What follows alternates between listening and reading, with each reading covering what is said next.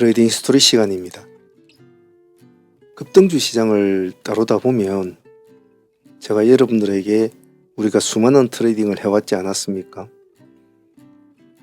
그런 트레이딩을 할 때만 항상 강조하는 것이 하나 있습니다. 스타가 필요하다. 스타가.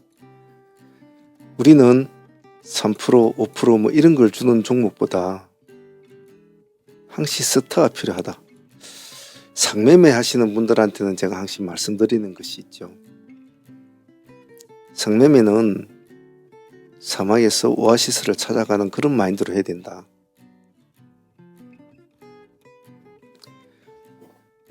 즉 그런 말은 무슨 뜻이냐 하면 상매매라고 해서 무조건 다 큰 수익을 주는 건 아니거든요.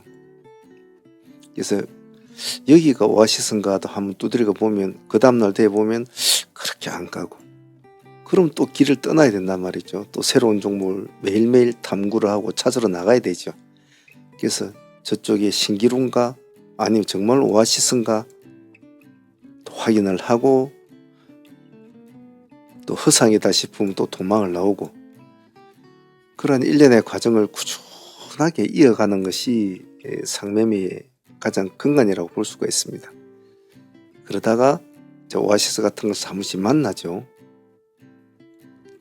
만나가지고 끌고 가는 스타일도 좋을 수 있고 뭐 이런 스타일에서 여기까지도 갈 수도 있겠죠. 그래서 급등주 시장은 다른 일반적인 종목들과 달리 즉 시간 대비 자금 대비 효율성을 최고로 추구를 합니다. 똑같은 자금을 굴렸을 때 똑같은 날짜를 같이 지났을 때 얼마만큼 빨리 더 큰 수익을 빨리 가져올 수 있는가. 그래서 말 그대로 급등, 급이란 말이 이제 붙는 거죠. 요즘 참 시장이 이렇게 동일같이 이렇게 3년상을 간 종목이 지금 요즘에 참 보기 힘들지 않습니까? 그만큼 시장이 지금 뭐 없다고 해도 과언이 아니죠.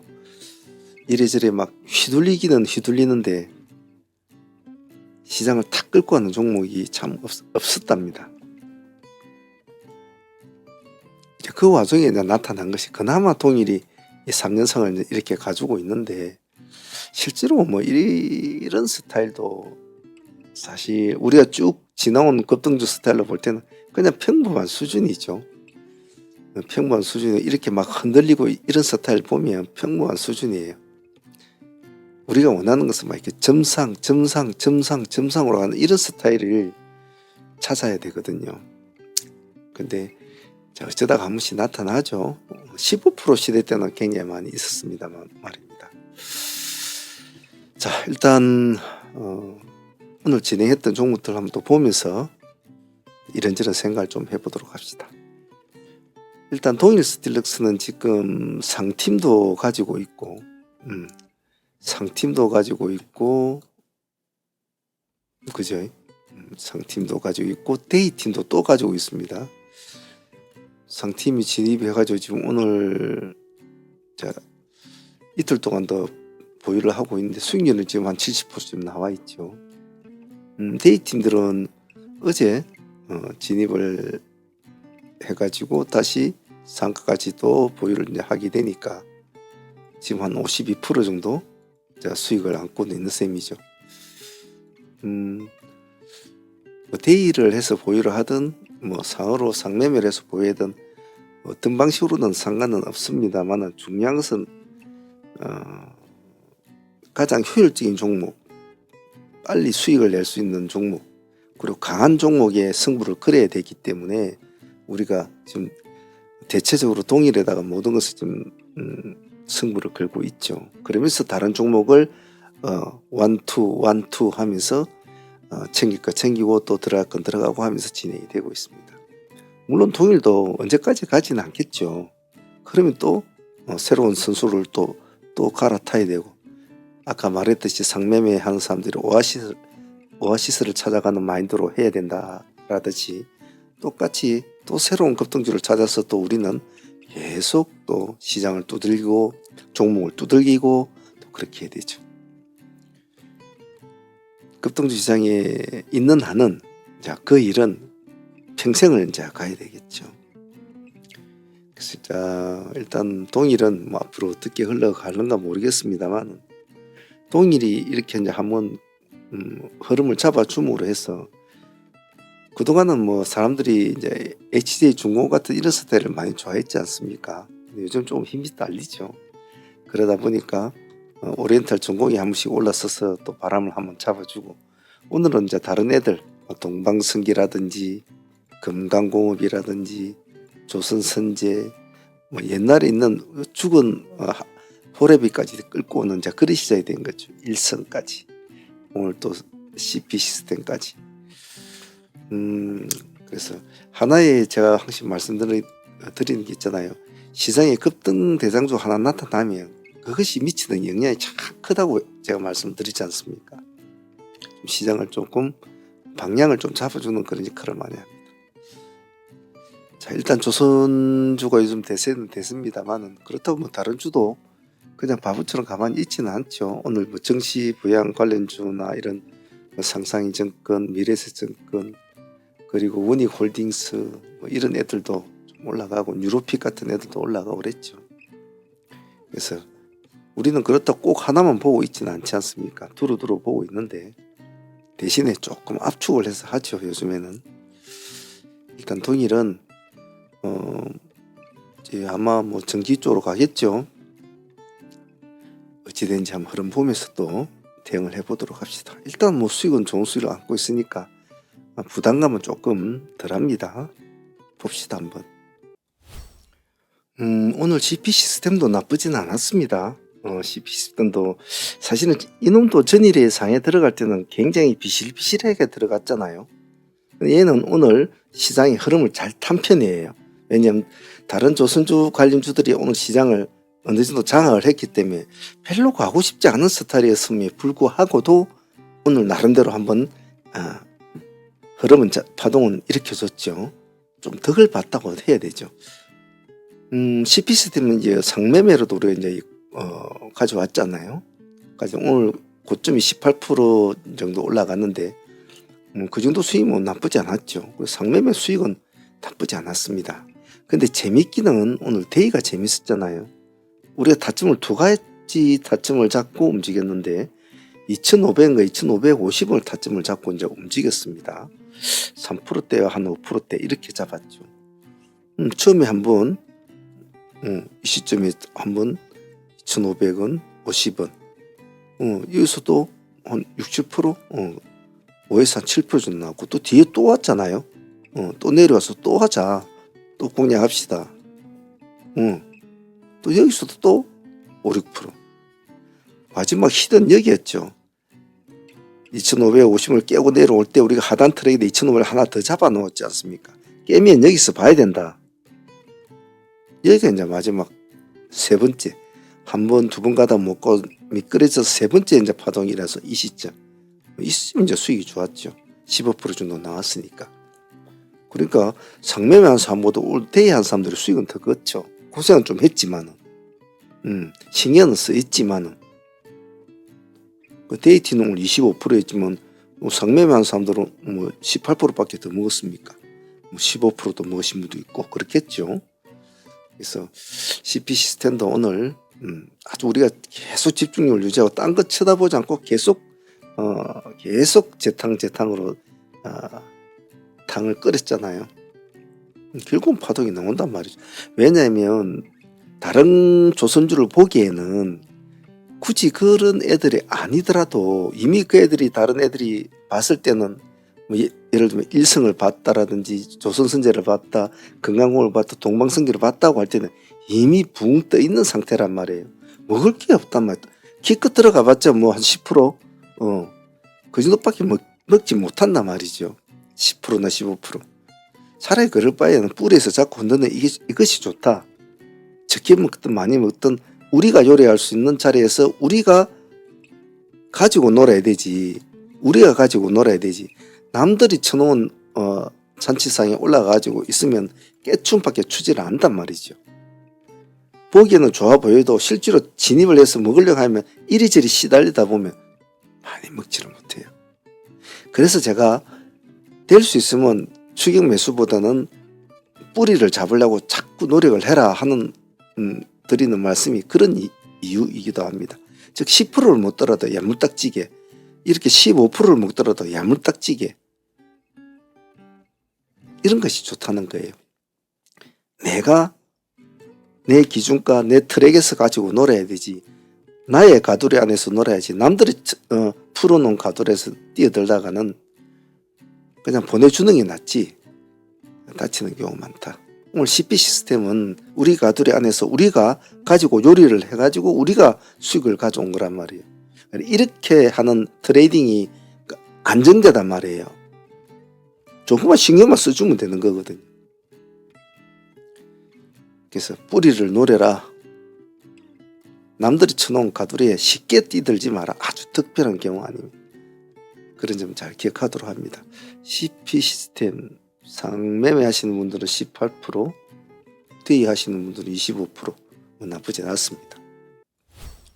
자, KD 같은 경우에는 전일에 상매매로 가져온 종목이었습니다. 그런데 KD는 제가 팔아먹자고 했잖아요. 사람마다 그 종목을 바라보는 재료를 바라보는 시각이나 또 수급을 바라보는 시각은 다 틀립니다. 때로는 그것이 맞을 수도 있고 틀릴 수도 있죠. 그런데 그쯤에서 팔아야 될 종목과 절반을 챙겨 절반을 상한가까지 승부를 봐야 되는 종목이 있고 좀 다들 틀리단 말이죠. 상매매를 하다 보면. 그런 관점에서 과감하게 그쯤에서 일단 매도를 해야 되는 그런 종목들은 판단을 내리기가 좀 어려울 때가 많아요.